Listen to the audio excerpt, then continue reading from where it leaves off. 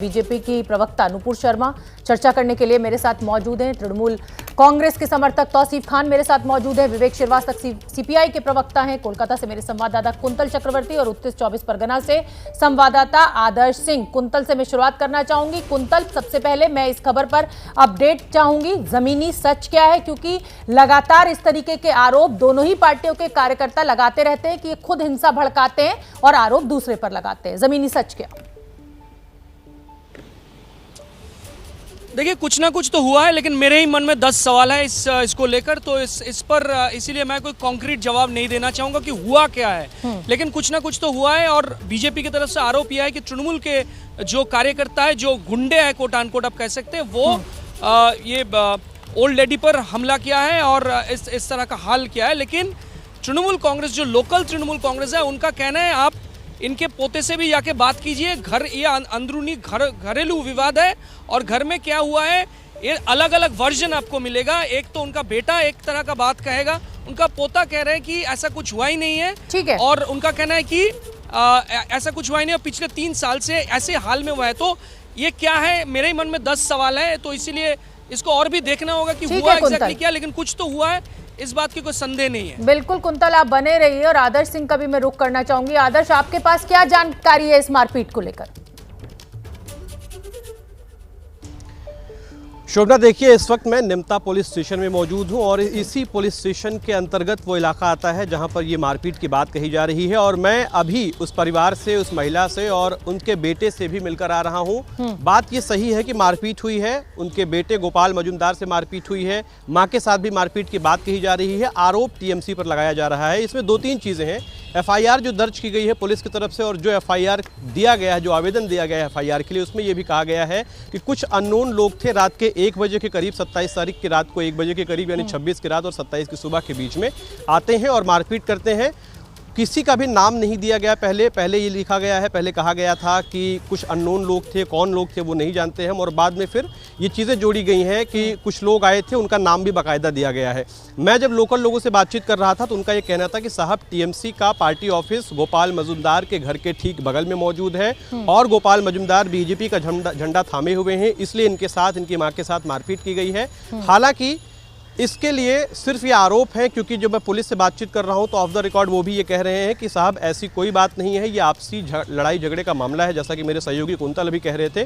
Police भी investigate कर रही है और अब ये सच में टीएमसी वर्सेस बीजेपी की लड़ाई है या फिर आपसी कला है, ये देखने वाली बात होगी। बिल्कुल ठीक है। अब मेरे साथ 2 राजनीतिक मेहमान भी जुड़ रहे हैं। नुपुर शर्मा बीजेपी की प्रवक्ता हैं और तृणमूल कांग्रेस के समर्थक तौसीफ खान है। तौसीफ खान, अब सिर्फ रक्त रंजित राजनीति, इसी तरीके का चुनाव प्रचार, क्या सिर्फ यही एक रास्ता है जीत का? नहीं, देखिए, चुनाव प्रचार में झूठ को हथियार की तरह इस्तेमाल किया जाता है। ये शायद चाणक्य नीति है और यही वजह कि हमने देखा है कि झूठ पे झूठ कहा जाता है बीजेपी की तरफ से। जो तृणमूल के जो एमएलए है उस इलाके से, पानीहाटी कॉन्स्टिट्यूएंसी से, निर्मल घोष, उनका बयान आया है कि यही पता चला है कि ये आपसी झगड़ा है, घरेलू झगड़ा है। जिन्होंने मारा है उनका कोई तृणमूल से लिंक नहीं है, और जो झगड़ा हुआ है, जिनका जो कह रहे कि जो विक्टिम है वो बीजेपी के कोई बहुत इंपॉर्टेंट लीडर नहीं है, बल्कि यहाँ पे मामला ऐसा है कि 2019 में इलेक्शन के रिजल्ट आने के बाद जो 7th वार्ड है उसके जो प्रेसिडेंट थे निर्मल कुंडू, उनको मार दिया गया था, वो तृणमूल के थे। और इसके बाद उस इलाके में बाहर से लोगों को ला करके माहौल खराब किया जा रहा है, ये वहाँ पे लोकल लोगों के एलिगेशन है। तो देखिए, ये चुनाव का माहौल है, घरेलू मामले को एक पॉलिटिकल कलर दे करके अपना पॉलिटिकल डिविडेंड नुपुर शर्मा कर रही बीजेपी। नुपुर शर्मा, घरेलू मामले को राजनीतिक रंग दिया जा रहा है अपने फायदे के लिए, ऐसा आरोप टीएमसी के तौसीफ खान का, क्या जवाब? नमस्कार, मैं जरा 2 चीज कहना चाहूंगी। सबसे पहले, ये टीएमसी के तौसीफ जी कहते हैं, प्रवक्ता हैं, फिर भी कहते हैं कि कोई इतने इम्पोर्टेंट लीडर नहीं है, इनको मार दिया गया तो क्या हुआ। आई एम सॉरी टू से, क्या एक इंसान की जान नहीं होती है? कद के हिसाब से उसकी जान बचाई जाएगी। और दूसरी बात, जान किसकी चली गई?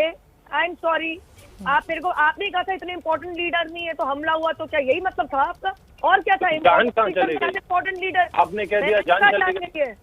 मैंने कब कहा? मैंने कहा जान गई, मैंने कहा उसकी जान नहीं है, उसके ऊपर हमला, उसके ऊपर फिजिकल हमला नहीं होता।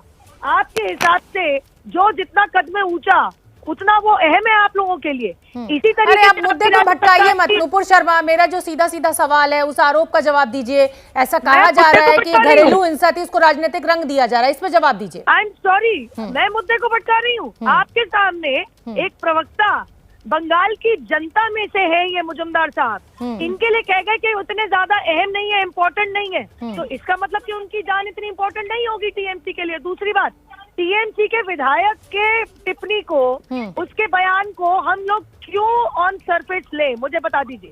टीएमसी का विधायक तो झूठ भी बोल सकता है, क्योंकि मैं तीसरी बात कहूंगी, पुलिस तो जांच कर ही रही है ना। मैं तो ओवरऑल हिंसा की तस्वीर पर बात कर रही हूँ ना, कि टीएमसी का लगातार ये आरोप है कि बीजेपी खुद के ऊपर हमले करवाती है, खुद उसके कार्यकर्ता इसमें शामिल है। जांच तो चल ही रही है, मैं इसी पे जवाब चाहती हूँ कि अब क्या चुनाव जीतने के लिए सिर्फ हिंसा एकमात्र सहारा बचा है राजनीतिक दलों के पास? मैं ब्रॉडर एस्पेक्ट में सवाल उठा रही हूँ नुपुर शर्मा। मैं आपको बिल्कुल माइक्रो एस्पेक्ट में आपको जवाब दे रही हूँ, जो आप समझ नहीं पा रही है। राज्य सरकार के अधीन आती है कानूनी व्यवस्था, इसका जवाब बीजेपी देगी या टीएमसी देगी, तो वहाँ की राज्य सरकार चला रही है। और चौथी बात कहूंगी मैं, इन्होंने जांच चल रही है, इन्होंने ऑलरेडी कह दिया कि जिन्होंने मारा है माता जी को उनका कोई लेन देन नहीं है टीएमसी से। क्या गिरफ्तारी हो गई उन सब लोगों की? इनको कैसे पता टीएमसी से लेन देन नहीं है? क्योंकि मनीष शुक्ला के लिए भी इन्होंने कहा था कि मनीष शुक्ला को नहीं मारा टीएमसी ने। ठीक है, एफआईआर में अब मैं इससे इतर एक और सवाल उठा देती हूँ नुपुर शर्मा, मैंने आपका जवाब सुना, मैं इससे इतर होने दीजिए। आपने नहीं सुना? सुन तो लिया मैडम, अब आप ही थोड़े ना बोलती रहेंगी पूरे कार्यक्रम में। अच्छा, तो मैं अपना जवाब दे भी नहीं सकती? जब मनीष शुक्ला को दिन दहाड़े पुलिस थाने के सामने मारा था तो टीएमसी ने यही कहा था कि टीएमसी का कोई लेन देन नहीं है। तो एफआईआर में टीएमसी के नेता प्रसन्नता चौधरी उत्तम दास का नाम क्यों था? बताइए मुझे। टीएमसी के नेता अपने घरों में बॉम्ब की फैक्ट्री बना के क्यों बैठे हैं?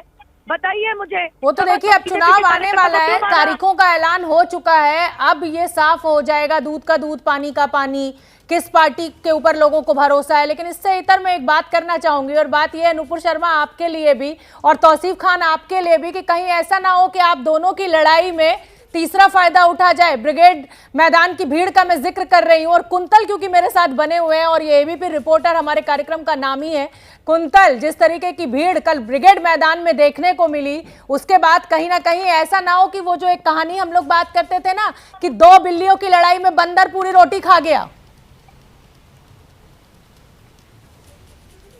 नहीं, लेकिन देखिए ऐसा संभावना कम ही है, लेकिन शायद ममता बनर्जी खुश होंगी इस तरह का भीड़ देखकर, क्योंकि अगर मतलब देखिए कि पिछले बार 2019 लोकसभा चुनाव में बीजेपी को जो 18 सीटें मिली थी, उसमें ये माना जाता है कि जो वामपंथी वोटर्स है वो बहुत भारी संख्या में बीजेपी को वोट दिया था। तो इस बार इसीलिए ये माना जा रहा है कि ममता बनर्जी जानबूझकर ऑक्सीजन देने की कोशिश कर रही है सीपीएम को, ताकि सीपीएम के जो पुराने वोटर्स है जो बीजेपी में शिफ्ट हो गए थे 2019 लोकसभा चुनाव में, वो वापस लेफ्ट में वापस आए और उनको ये लगे कि लेफ्ट शायद जीत सकती है, इस वजह से वो वोट दे, ताकि बीजेपी के तरफ जो वोट एंटी तृणमूल वोट्स है वो थोड़ा बहुत डिवाइड हो जाए और इसका फायदा तृणमूल कांग्रेस को मिले। रिसेंट सर्वे में भी इस तरह का एक संकेत देखा गया है, तो यही चाहती है ममता बनर्जी। तो ये भी बीजेपी की तरफ से आरोप ये भी है कि तृणमूल कांग्रेस के बहुत सपोर्टर्स भी ब्रिगेड में गए थे। अगर ऐसा है तो ये चुनावी रणनीति का हिस्सा है, इसमें कोई खराब या अच्छा कुछ बात नहीं है, लेकिन जरूर तृणमूल कांग्रेस इस पर खुश होगी ये भीड़ देखकर। ऐसा आकलन हो सकता है कुंतल, लेकिन क्योंकि बीजेपी का वोट कंसोलिडेटेड माना जाता है, इसलिए ऐसा कहा जा रहा है जानकारों के द्वारा कि ये जो भीड़ इकट्ठा हो रही है ये टीएमसी का नुकसान करेगी। और इसी पर हम चर्चा को आगे बढ़ाएंगे, तौसीफ खान से भी जवाब लेंगे। नुपुर शर्मा बीजेपी की प्रवक्ता भी लगातार मेरे साथ बनी हुई है, तमाम मेहमान भी मेरे साथ जुड़े हुए हैं। विवेक श्रीवास्तव सीपीआई के प्रवक्ता है, मैं उनका रुख करना चाहूंगी, क्योंकि ब्रिगेड मैदान में जिस तरीके की भीड़ इकट्ठा हुई है, कहीं ना कहीं विवेक जी अति उत्साहित आप? नहीं, देखिए ऐसा है कि ये जो पूंजीपतियों से पैसा लेकर के रैली करने का कल्चर भारतीय जनता पार्टी का है, लेफ्ट का ये कल्चर नहीं है। ये रैली भी कर सकते थे, दिखा सकते थे, ड्रामेबाजी जो है करते हैं, लेकिन हमारा ग्राउंड लेवल पे वर्कर इंटैक्ट। अब ये किसान आंदोलन भी चल रहा है दिल्ली के बॉर्डर पे, इसमें भी आपने देखा होगा हमारे जो किसान मोर्चे हैं वो वहां पे भी लगे हुए हैं। तो लेफ्ट से कैडर बेस्ड पार्टियां हैं हमारी लेफ्ट फ्रंट की, और इसमें हमारे किसान मोर्चे हैं, ट्रेड यूनियन फ्रंट्स हैं, हमारे स्टूडेंट फेडरेशन हैं, they are all very active. The only thing is कि हम लोग व्यक्तिवाद के बजाय कैडर बेस्ड राजनीति करने के आदी हैं। तो कहीं ना कहीं देखिए बिहार में हमारा एक अच्छा प्रदर्शन हुआ था और बड़ी मुश्किल से नीतीश कुमार जी ने एक सरकार बनाई, थोड़ा हेरा फेरी भी करी 12-15 सीटों में, तब जा करके आए, ओवैसी साहब को भी ले आए वोट काटने के लिए और तेजस्वी यादव की सरकार। तो विवेक जी किसका नफा किसका नुकसान? टीएमसी का वोट काट रहे हैं कि बीजेपी का? कहा तो ये जा रहा है कि टीएमसी का नुकसान करेंगे आप। नहीं, ये सब आंकलन है, हमारा एक तीसरा मोर्चा है और अगर आप बंगाल की राजनीति को देखें तो तीनों आइडियोलॉजिकली अलग अलग हैं। अब भारतीय जनता पार्टी से हमारा कोई लेना देना नहीं है, ये तो इट्स अ फैसिस्ट पार्टी जो कि one nation one religion one people के ऊपर आधारित है, जो हिटलर का फैसिज्म था। तो हम इनके तो बिल्कुल ही खिलाफ है और हम इनको तो एक बहुत बड़े से नेशनल थ्रेट मानते हैं कि वो ठीक है हिंदू और मुझे आपको रोकना पड़ रहा है विवेक श्रीवास्तव जी। राष्ट्रीय अध्यक्ष बीजेपी के जेपी नड्डा इस समय काशी के दौरे पर हैं, कुछ कह रहे हैं। उनको जन जन तक पहुंचाने का संकल्प लिया है और काशी विश्वनाथ जी के आशीर्वाद से उसको हम पूरा करेंगे। हम सब लोग जानते हैं कि काल भैरव जी के परिसर पर बाहर आकर हमेशा मैं प्रसाद के रूप में यहाँ हमारे कार्यकर्ता मुझे कचौड़ी भी खिलाते हैं और चाय भी पिलाते हैं।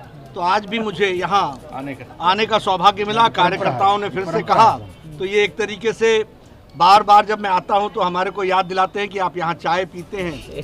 तो इस बार भी मैं जब आया हूँ तो मुझे ये सौभाग्य मिला है हमारे हजारों कार्यकर्ताओं के साथ ये चाय पीने का, और इससे भी मैं स्फूर्ति लेकर के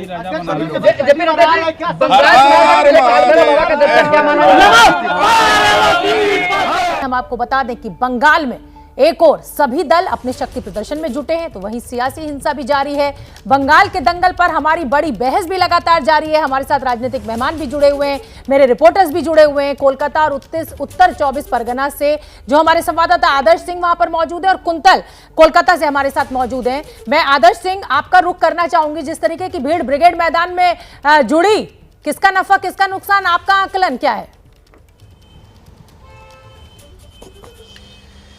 देखिए, नफ़ा नुकसान की बात तो शायद जल्दबाजी हो जाएगी, लेकिन ये बात मैं ज़रूर कहना चाहूँगा क्योंकि कल मैं खुद ब्रिगेड में मौजूद था और ब्रिगेड में जो लोग आए थे वो हार्डकोर गांव के गरीब गुर्गे लोग आए हुए थे और उनसे जो बातचीत करने पर पता चला कि वो जो लेफ़्ट की पार्टियां हैं उनके पूरी तरीके से समर्थन में दिखे हैं और जो नई पार्टी बनकर आई है ISF यानी इंडियन सेकुलर फ्रंट, साथ ही साथ कांग्रेस, मैं ये साफ तौर पर कहना चाहूँगा कि ISF या कांग्रेस का वो काडर वहाँ पर नहीं दिखा जो लेफ़्ट का काडर दिखा था और वो लेफ़्ट के हार्डकोर वोटर हैं। ऐसे में अब ये TMC को नुकसान करेगा या फिर बीजेपी के पक्ष में जाता है, TMC के वोटरों को काटता है, ये देखने वाली बात होगी। लेकिन ये ज़रूर तय है कि अगर 3 फ्रंट बने हैं 3 दलों को मिलाकर, तो उसमें सबसे ज़्यादा जो मजबूत कल की तस्वीर में निकल कर आया वो था लेफ़्ट का दल। ठीक है, नुपुर शर्मा, ब्रिगेड मैदान की भीड़ क्या इशारा कर रही है? किसका नफा किसका नुकसान? ये क्या TMC का वोट कट रहा है जिसको आप फायदे के रूप में देख रही हैं? मैं तो 2 चीज कहूंगी। सबसे पहले तो मैं ये कहना चाहूंगी कि इतना भयंकर काडर है वाम दलों का, तो 2019 के लोकसभा चुनाव में एक को छोड़ के बाकी सबकी जमानत जब्ती हो गई थी बंगाल के अंदर। और दूसरी बात मैं इतना भी कहना चाहूंगी कि अगर रैली में हमेशा कन्वर्जन होता है वोट की तरफ, तो भैया क्यों नहीं वाम दल जीत पाते कहीं पे भी चुनाव? मुझे इसका ही जवाब दे दे। और तीसरी बात आज ही के अखबार में आया है कि ये फारूक सिद्दीकी जो है, अब्बास सिद्दीकी जो है ISF वाले, इन्होंने ओपनली अपना सपोर्ट वाम दलों को दिया है, कांग्रेस को नहीं दिया। मतलब कि इनका जो ये पूरा गठबंधन चल रहा है इसमें अभी तक टूट डली हुई है। अखबार में हेडलाइन है आज अखबार में, नेशनल न्यूज़पेपर में। और फाइनली ये सब जो बोल रहे हैं, मैं इनसे तीसरी चीजें कहना चाहूंगी। देखिए, भीड़ तो बिहार के चुनाव में तेजस्वी यादव के लिए भी बहुत जुटी थी, लेकिन बड़ी सख्त टक्कर दी थी आपको। 10-12 सीटों के डिफरेंस से ही आप जेडीयू और बीजेपी जो 2 बड़ी पार्टियां मिलकर लड़ रही थी, तो तेजस्वी ने टक्कर तो अच्छी दी थी आपको। वो भीड़ का इशारा तो यही आया चुनाव नतीजों में निकलकर। चुनाव में परिणाम के हिसाब से जो जीता वही सिकंदर। सरकार किसकी बनी? और इसी अखबार की इसी न्यूज रिपोर्ट में ये तक लिखा है, भाई तेजस्वी यादव जिनका महागठबंधन में है वो रैली ग्राउंड पे नहीं गए, सीधा जाके TMC में चले गए ममता दीदी से मिलने। तो मैं पूछना चाहती हूँ कि ये जमानत जब्त पार्टी जो है वाम दलों की, ये कितनी सीटें ले पाएगी? पहले इसका हिसाब कर ले, ये इनके क्या वोट शेयर था, इनको खुद पूछना होगा।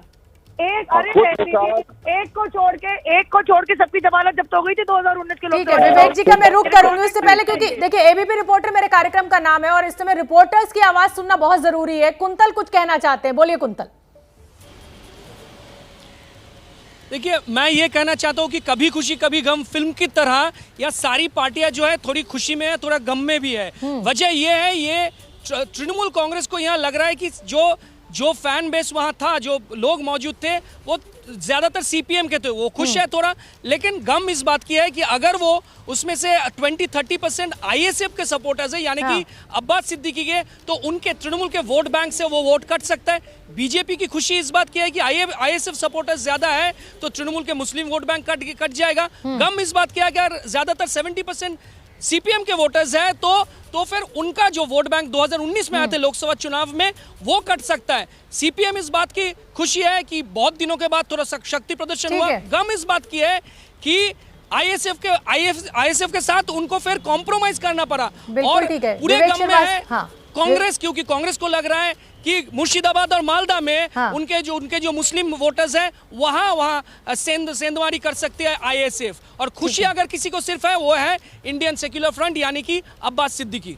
तो मतलब कुल मिलाकर लड्डू जो है वो आईएसएफ के हाथ में कुंतल चक्रवर्ती बता रहे हैं। विवेक श्रीवास्तव, जवाब दीजिए।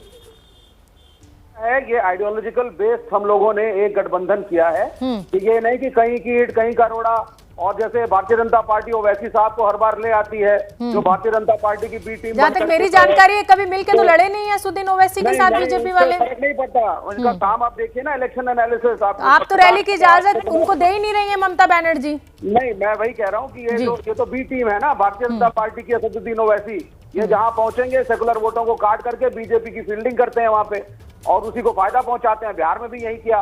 लेकिन जो सिद्दीकी साहब की जो बात है, इंडियन सेकुलर फ्रंट है, उसमें बड़ी क्लियरली आइडियोलॉजिकल डिस्कशन हुआ था, and it stands for the secular ethos of the constitution. इसमें कोई मुसलमानवाद, कोई हिंदूवाद, ये लेफ्ट नहीं अलाउ करता। हमारे हिसाब से religion should be kept out of politics. राजनीति के अंदर धर्म का कोई रोल नहीं होना चाहिए। वो आपकी व्यक्तिगत चीज है, पूजा करिए, नमाज पढ़िए। दूसरी बात, जिससे पूछूंगा जरा बीजेपी के प्रवक्ता से, सिलेंडर आज फिर 25 रुपए बढ़ गया। अभी आप ही ने रिपोर्ट दिखाई, इनका जो सोनार बंगाल है, जिसका लक्ष्य लेकर के इन्होंने इतने बड़ी मुहिम चलाई है, उसमें जरा नूपुर शर्मा बता दें सिलेंडर का दाम क्या होगा, पेट्रोल का दाम क्या होगा, डीजल का दाम क्या होगा, जरा इसको स्पेसिफाई कर दें। वो जवाब मैं लूंगी विवेक श्रीवास्तव वो जवाब। उससे पहले तौसीफ खान का रुख करना चाहूंगा। हाँ, विवेक श्रीवास्तव लूंगी मैं। नूपुर, नहीं, कितने डॉक्टर बनेंगे बंगाल में? 1.5 करोड़ रुपया कैपिटेशन भी चल रही है देश में। 7 साल से सत्ता में है भारतीय जनता पार्टी। जवाब देना चाहूंगी। मैं आऊंगी नूपुर जी, उससे पहले मैं जरा तौसीफ खान का रुख करूंगी। तौसीफ खान, ये जो भीड़ ब्रिगेड मैदान में जुड़ रही है, अभी तक तो सिर्फ बीजेपी चिंता थी ममता दीदी की, अब ये भीड़ भी तो नहीं चिंता पैदा कर रही है आपके लिए? नहीं, ये भीड़ से चिंता होना चाहिए बीजेपी को, क्योंकि 2019 के जो आंकड़ा आप देखेंगे तो तृणमूल का जो वोट शेयर था 2019 के चुनाव में, वो 2-4% बढ़ा था। उसके पहले भी 2016 के चुनाव में भी तृणमूल का वोट शेयर हमेशा 40% से ऊपर रहा है, 42-44 ऐसा रहा है। जो घटा था, जो चेंजेस हुए थे 2019 में, वो था लेफ्ट का वोट शेयर घट गया था और वो सारा चला गया था बीजेपी में। और यही वजह था कि बीजेपी का वोट शेयर बढ़ोतरी हुआ। वोट शेयर जरूर बढ़ा था, पर सीटों में तो कन्वर्ट नहीं हुआ था ना। सिर्फ 3 सीट बीजेपी लेकर आई थी 2016 के चुनाव में, लेकिन अब इस बार विधानसभा में बीजेपी का दावा है 200 से ज्यादा सीट। और जो आकलन, जो सर्वेस बता रहे हैं, हमारा खुद का ओपिनियन पोल, वो भी 100 से ज्यादा सीटें बीजेपी को दिखा रहा है। तो चिंता तो आप ही के लिए ज्यादा है। नहीं, बीजेपी के लिए नहीं, तृणमूल का वोट शेयर इंटैक्ट है। वो तृणमूल का वोट शेयर ना खिसका है पिछले 3 इलेक्शन में और ना खिसकने वाला है। खिसकेगा जो वो है, जो हम लोग उम्मीद करते हैं कि शायद लेफ्ट का वोट, जो लेफ्ट के लीडर्स हमेशा दावा कर रहे हैं कि इस दफा राज्य का चुनाव है, लेफ्ट वालों का वोट बीजेपी को नहीं जाकर के लेफ्ट को ही पड़ेगा। ठीक है, तो नूपुर शर्मा से जवाब ले लेते हैं। बीजेपी को नुकसान हो। ठीक है, नूपुर शर्मा आइए, आप बहुत देर से हाथ उठा रही हैं, बताइए।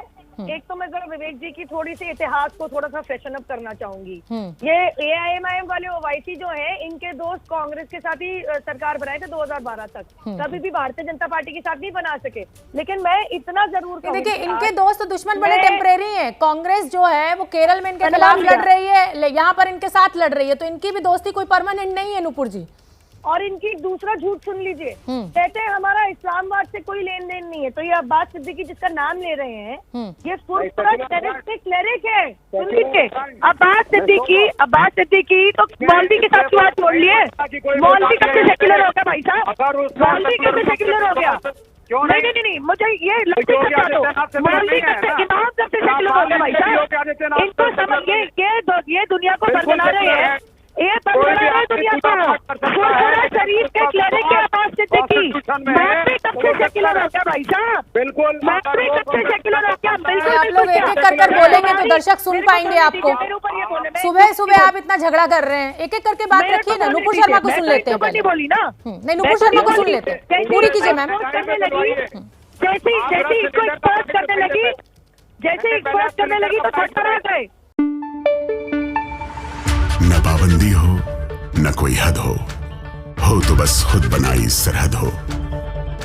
ये मुहिम है परतों में छिपे हर सच की तलाश की, सियासत पर रखी पैनी नजर और आंख की, खबरों की दुनिया में एक जिम्मेदार आवाज की, जुर्म और जुल्म के खिलाफ हर बेबस के लिए इंसाफ की। जब कोई हद नहीं इंसानियत के लिए जज्बात की, जब कोई हद नहीं खुशियों और ख्वाब की, तब कोई हद क्यों हो नए नजरिए और बदलाव की। तोड़ के हदों के ताले नए सपनों को पाले, बांधे सबको एक धागे, आपको रखे आगे एबीपी न्यूज।